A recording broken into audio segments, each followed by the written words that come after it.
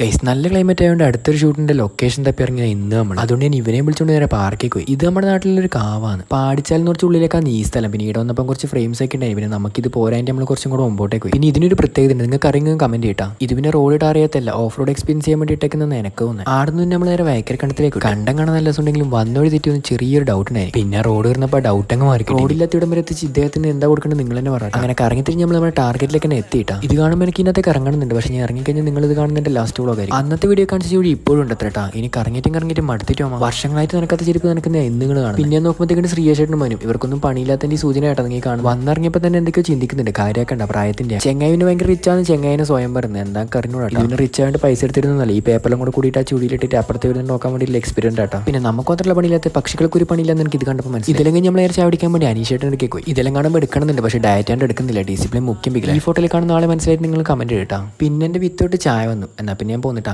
പിന്നെ കാണാം. ബൈ.